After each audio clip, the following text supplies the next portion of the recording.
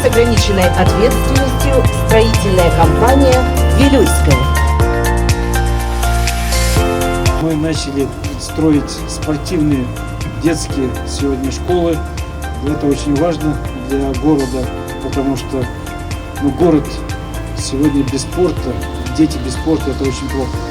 Поэтому я двумя руками приветствую вот эту сегодня задел, который мы делаем, спортивную нашу юношескую школу борьбы самбо.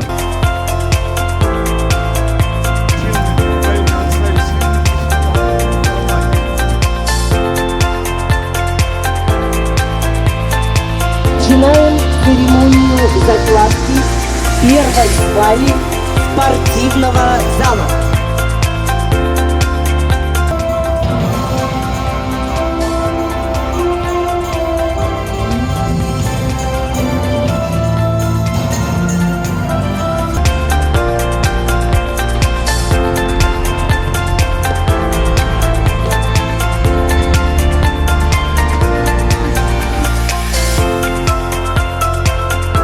Все получилось благодаря и инициативе Федерации самбо, именно президента Вячеслава Литавина и, конечно же, любителей этого вида спорта.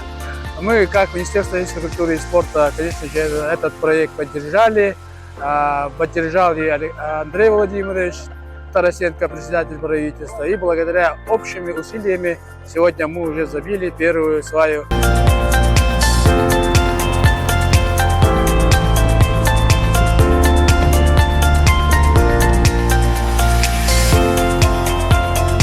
Для наших якутян будет самбо-дзюдо зал. И вот для детей надо строить.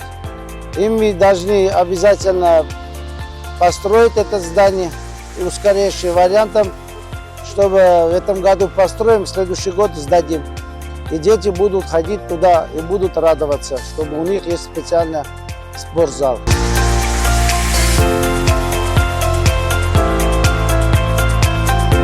Для нас это радостное событие. Наконец-то Федерация дзюдо и самбо дожила до того времени, когда нам будет строиться наш дом, спортивный дом для дзюдоистов и самбистов, где мы можем проводить турниры, можем проводить сборы, добиваться спортивных достижений.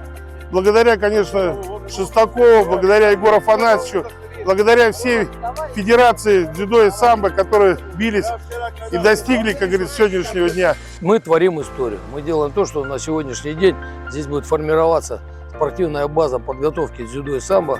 Здесь будет формироваться команда, здесь будут куваться наши олимпийские чемпионы.